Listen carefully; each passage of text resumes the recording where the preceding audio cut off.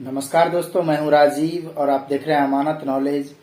दोस्तों, आज हम जानकारी प्राप्त करेंगे कि मिल जुमला जमीन खरीदने के बाद क्या उसका दाखिल खारिज होगा।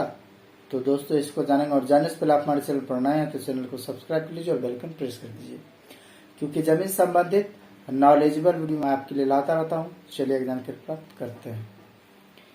तो दोस्तों, यदि कोई जमीन है मिल जुमला, उस जमीन को हम खरीदते हैं तो उसका दाखिल खारिज हो सकता है, होगा या नहीं होगा।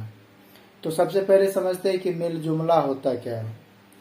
तो दोस्तों, किसी व्यक्ति का जमाबंदी होता है, तो अभी वर्तमान समय से पूर्व की बात बोल रहा हूँ, ठीक है।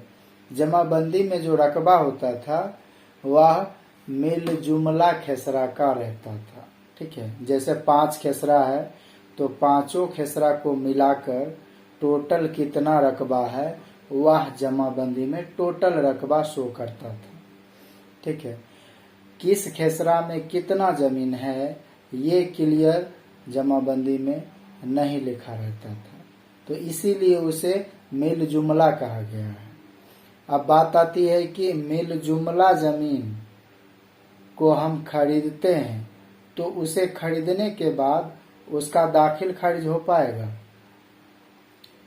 तो दोस्तों, उसका दाखिल खारिज हो पाएगा, लेकिन आप जब मिल जुमला जमीन की खरीदारी करते हैं तो जमीन रजिस्ट्री कराने के पूर्व ही आपको उस खेसरा में से जो खेसरा जो उनके कागजात में खेसरा है, उस खेसरा में से आप देखें कि आप कौन से खेसरा का जमीन ले रहे हैं।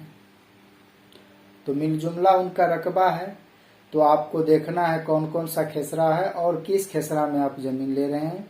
अमीन से पैमाइश कराकर रिपोर्ट ले लें, ठीक है। तो वो रिपोर्ट के आधार पर समझ में आएगा कि किस खेसरा का जमीन आप खरीद रहे हैं और उस किस खेसरा में कितना जमीन है। तो ये स्पष्ट रहेगा तो जमीन रजिस्ट्री के पेपर में भी वह लिखा जाएगा और उसी के आधार पर दाखिल खारिज आपका हो जाएगा, ठीक है। क्योंकि इससे पूर्व जो है बहुत लोगों का दाखिल खारिज तो हुआ था, लेकिन मिल जुमला में से ही हुआ था, तो बहुत लोगों को परेशानी का सामना करना पड़ा। बाद में उन्हें बाइफरकेट करना पड़ा, अमीन से पैमाइश करवाना पड़ा, तो किस खेसरा में कितना जमीन है ये क्लियर करना पड़ा, ठीक है।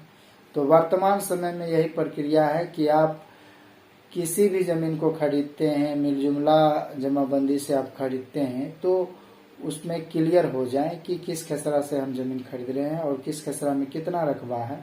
उसके आधार पर जमीन रजिस्ट्री कराएं। जमीन रजिस्ट्री कराएंगे तो फिर आपका दाखिल खारिज भी हो जाएगा। दोस्तों, उम्मीद करता हूँ समझ गए होंगे। अगर समझ में आ गया तो वीडियो को लाइक और शेयर करना ना भूलें। मिलते हैं नेक्स्ट वीडियो के साथ, तब तक के लिए अलविदा। थैंक्स।